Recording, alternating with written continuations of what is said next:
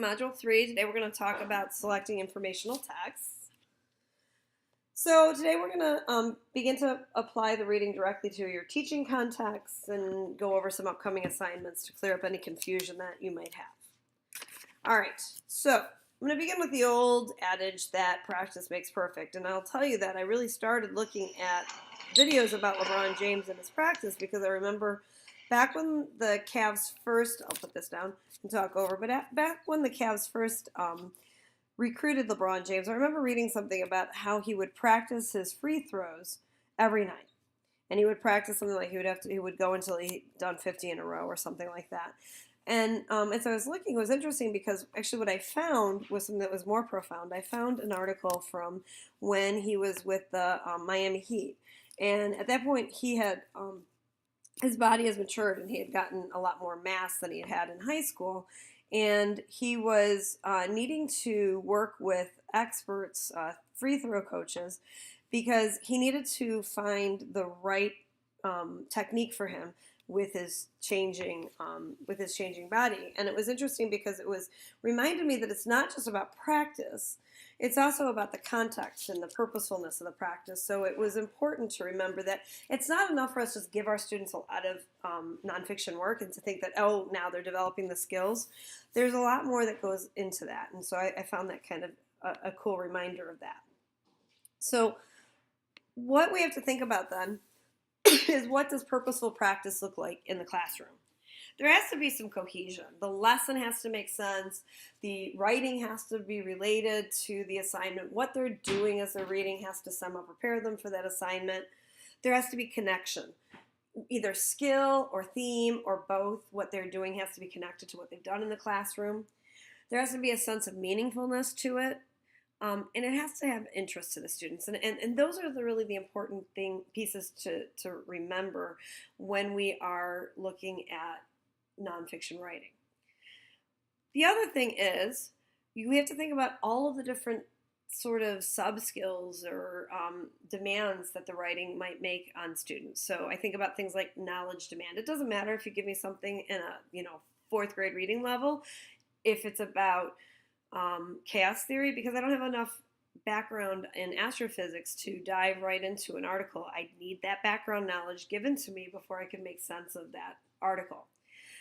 The other thing is thinking about meaning and purpose. I remember when I was teaching high school, when I was teaching the 11th graders, I would often teach this satirical article by Jonathan Swift called "A Modest Proposal." Some of you may have had that in high school.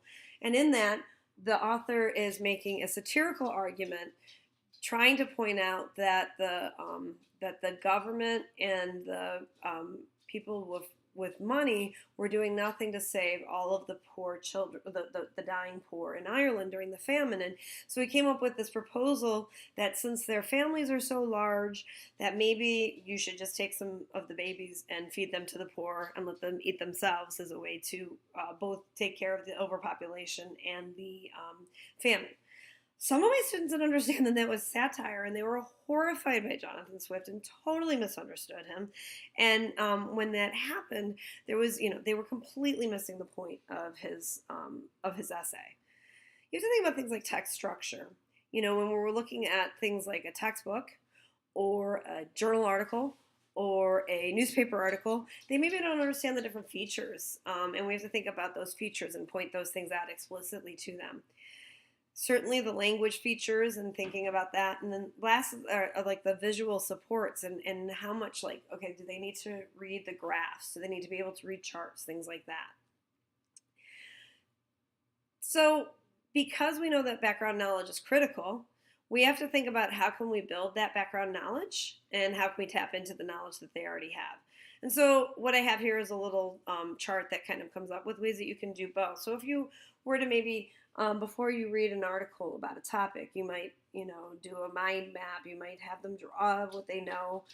You might have them demonstrate. But you could also have them do some interviewing or research. So you could maybe, a lot of times we use the research as a way to kind of have students extend their learning in nonfiction texts, but maybe actually what we can do is look at them doing very simple research before so they can gain the background knowledge. The other thing we have to think about is vocabulary and what vocabulary is necessary for background or for reading of the nonfiction text. I use the word medium up here because if you think about it, medium has many different. I mean, these aren't even all. I think of medium as being kind of like average or whatever, basic. But there's also like medium in science would be the solution. In math, it would have a statistical meaning, right? In history, a medium might refer to, if you're talking about like in the 1890s and their sort of spiritualism, maybe medium has like a, supernatural idea to it. So you have to think about these words that the students might encounter that they think they know, that they don't know or understand them in that context. The other thing you want to think about is what can you give students to do with the learning? How can they track their own learning? And this is where I'm a huge, huge fan of graphic organizers.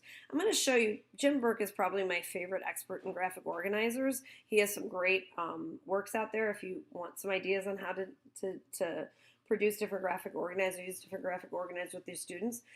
He's going to be talking here about using this for a literature text, but I think it's important in that I want you to notice how he's talking about the graphic organizers as a means to prepare the students for the later assignments. Oops, I'm sorry. As a means to prepare for the later assignment. How to think about subjects from different perspectives. And so what the conversational roundtable looks like is it's got a circle in it. It's got four squares around it. And what you're essentially saying is what's at the center of this conversation, right? So for instance, you can put a character in the center and you can have the students take notes from the book about 4 different perspectives. So what does this kid's mother think? What does the kid think about himself? What does his father think? What do his kids think? His friends at school think? And then you can fill those with details and notes, from the text to be able to support that. Or you can put a subject at the center like love, and you can give the kids 4 different sonnets by Shakespeare. All of which are about love, but they're all different. And so the kids can kind of go through and kind of take notes in the 4 different spaces. And then once they're finished with that, then they've got a focus. It's organized. They've got developed details. They've got quotations to be able to use. And then they're really well prepared to be able to, in class or go home, synthesize that into a paragraph. So you see a lot of the kids in the class going through these sequences of kind of generating things and getting prepared and then synthesizing them in a piece of writing in class. Or if we're really working in more detail about writing, then go home and write a draft of a whole paper of that or kind of an extended piece of writing. Okay, so what I liked about that is how those graphic organizers are directly tied into the work that the students are going to do with the information later. And I think that's really important. We want the kids to do something. We want our learners to do something with the work. And it doesn't always have to be a major assignment, but I think it's really important that they're always working towards a learning goal. So in order to do that, we need to think about what we need to see so that we can make sure that the learning is happening, so that those students are prepared for the essay or the poster or the little play that they're going to put together. So we need to think about strategies to do with our students as they're reading as a way to comprehend their understanding. So your reading for this week will give you 7 strategies, and I want those 7 strategies to become critical to the assignment that you have for this week, because you're going to pick one of those 7 strategies and connect one of those to a text that you're going to select as part of an extension activity after you're reading. So after you're done reading, what I want you to do is I want you to go into this website. It's called News ELA, and you may or may not have a membership. You may or may not have heard of News ELA. What I like about News ELA is it has a lot. It has text sets, so it's got related text. It's got things of all kinds of topics. But so if I go into news and maybe I look into the sports section, I can find an article that maybe my students getting gritty, Flyers new mascot, a big hit. Okay, so if I pick this up, what I really like about this particular article or website is notice here I actually can work to put it in a different lexile so that I can use this for multiple grades. It's also great for differentiation because if you have a student that's ready for a higher lexile, then you have that going. I know for some of you, you might not find anything for like kindergarten or first grade. So if you wanted to find a different text and send me information about what text you use, you could also choose to do something that you're going to do in a large group so that you're going to read it with them, so you could use it as a stretch text. It's that I understand that we have a number of people from a lot of different contexts, so I might have to be a little bit flexible for you, but I want you to get into Newsela just because I think there are other features that you could look at, some of them free, some of them paid, but I just want you to get to look at it because I think it's a really quality resource that you may or may not have used before. So what I need you to do then is I want you to select select a text on Newsela that you might use with your class. And then I want you to pick one of Beers and Probst's strategies that you would plan for when you're teaching that text. So what you're going to do is you're going to think about, okay, what is the text? What would I likely have the students do? Why would I have them read that?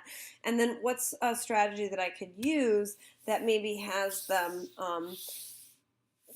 allows me to make that learning visible so I can make sure that they're on their way to being able to do the assignment that I have in mind. The synthesizing that I have in mind. So I want you to, in your post, I want you to, you can link to the article or you can even just name it. That's fine with me. But in your post, explain why you selected the strategy that you did, given the text that you've selected. So just a little heads up here. I want you to think about the fact that you have your visible learning assignment that's going to be due relatively soon here. Look on Leo for your due dates on that. So I want you to be working on the vertical view assignment on Leo, and then I want you to begin planning for your planning assignment. And I thought I would put that out there today.